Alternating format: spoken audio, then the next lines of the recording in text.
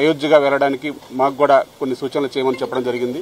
అవన్నీ కూడా మేము వీరశంకర్ గారు, అమ్మిరాజు గారు, అలెక్స్ గారు, అలాగే మా కమిటీ సభ్యులందరూ కూడా మొత్తం కూడా ఏదేమైనా మా వర్కర్స్కి న్యాయం జరగాలి, అలాగే నిర్మాత బాగుండాలని మేము కూడా వారికి చెప్పడం జరిగింది.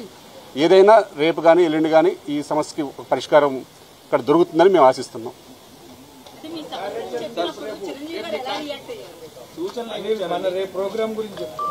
యాక్చువల్లీ మా సమస్య ఏదైతే ఉందో కండిషన్లు వాళ్ళు ఏదైతే 2 కండిషన్లు ఒప్పుకోవట్లేదు అని వారు అన్నారో ఆ 2 కండిషన్ల గురించి వాళ్ళు క్లారిటీగా మాకు జరుగుతున్న అన్యాయం ఏంటి, ఆ కండిషన్లు ఒప్పుకుంటే మాకు జరిగే అన్యాయం ఏంటని వారికి పూర్తిగా వివరించడం జరిగింది.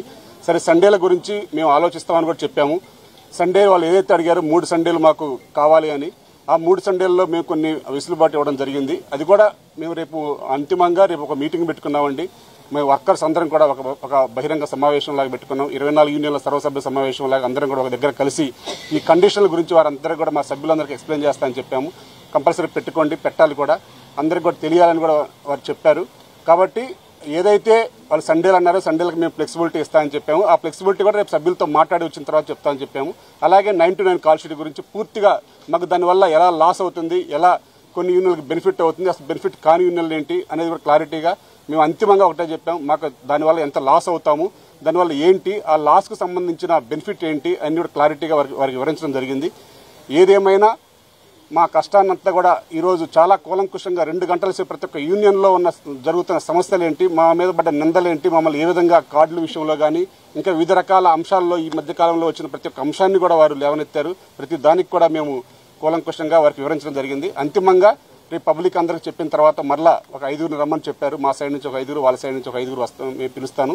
అంతిమంగా సమస్య పరిష్కారం చేద్దాం. ఏదున్నా మన ఛాంబర్, కౌన్సిల్ మనందరం కూడా కలిసికట్టుగా పనిచేసుకోవాలి.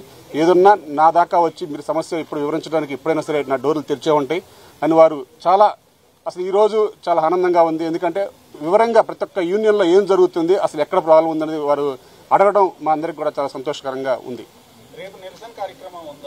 ఉందండి, రేపు జనలబాడీ మా నిరసన ప్లస్ మా జనలబాడీలో అన్ని సమస్యలు మా పబ్లిక్ కి వివరించడానికి అక్కడ ఏదైతే ఈ 2 కండిషన్లు ఉన్నాయో ఆదివారాలు కానీ అలాగే ఏదైతే 9 to 9 కాల్ షీట్ అని వారు అంటున్నారో ఆ 9 to 9 కాల్ షీట్ కూడా సభ్యులందరికీ చెప్పి అక్కడ వారి నిర్మాతల గురించి వారి సమస్యల గురించి కూడా చెప్పారు. ఆ సమస్యలన్నీ కూడా మేము అక్కడ అందరికీ వివరించి మా సభ్యులందరికీ వివరించి ఆ తదుపరి మేము ఇక్కడ వచ్చి వారి సభ్యుల యొక్క నిర్ణయాన్ని మేము ఇక్కడ తెలియజేస్తామని చెప్పాం. దానికి కూడా వారు ఆమోదం తెలపడం జరిగింది. ఏదేమైనా సమస్య త్వరగా పరిష్కారం కావాలని మేము కూడా ఆశిస్తున్నాం. ఇప్పుడే ఛాంబర్ నుంచి కూడా పిలుపు వచ్చింది, మేము మాట్లాడుతున్నాం ఛాంబర్లో, మీరు కూడా ఛాంబర్కి రావాలని చెప్పారు. కాబట్టి ఏదైనా మరి రేపు మా తరపున అయితే మా నిరసన కంపల్సరీ, ఆ నిరసన అనకుండానే మా సర్వసభ్య సమావేశం లాగా అందరం కూడా ఒక ఐక్య వేదిక లాగా ఏర్పడి మాకు జరుగుతున్న అన్యాయాన్ని కానీ మాకు జరగవలసిన న్యాయాలు కానీ అన్ని కూడా అక్కడ కూలంకుషంగా సభ్యుల సమక్షంలో చర్చించి ఒక నిర్ణయం తీసుకుంటామని మేము